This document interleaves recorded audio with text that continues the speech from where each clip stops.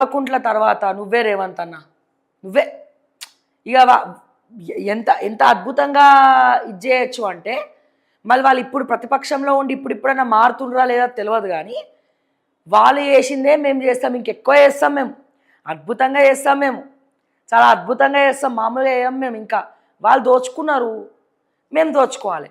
వాళ్ళు ఫార్ములా ఈ రేసులు పెట్టిర్రు, మేము ఫుట్బాల్ పెడతాం. వాళ్ళు కాళేశ్వరం కట్టిండ్రు, మేము కొడంగల్ లిఫ్ట్ ఇరిగేషన్ కడతాం. అసలు ఇది ఈ స్టోరీలా అదృష్టవంతుడు అంటే అతనే అబ్బా.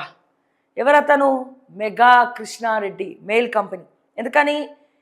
ఈ బీఆర్ఎస్ ఉన్న ప్రాజెక్టులు మెగా కృష్ణారెడ్డికే, కాంగ్రెస్ ఉన్న ప్రాజెక్టులు మెగా కృష్ణారెడ్డికే. మళ్ళీ జోక్ ఏంటంటే కాళేశ్వరం స్కామ్లో మెగా కృష్ణారెడ్డి పేరు ఉండదు, కట్టిందే మెయిల్ కంపెనీ కానీ వాడి పేరు ఉండదు. ఓకే, రేపు బీజేపీ అధికారంలోకి వచ్చినా ఇంకే పార్టీ అధికారంలోకి వచ్చినా మెగా కృష్ణారెడ్డి.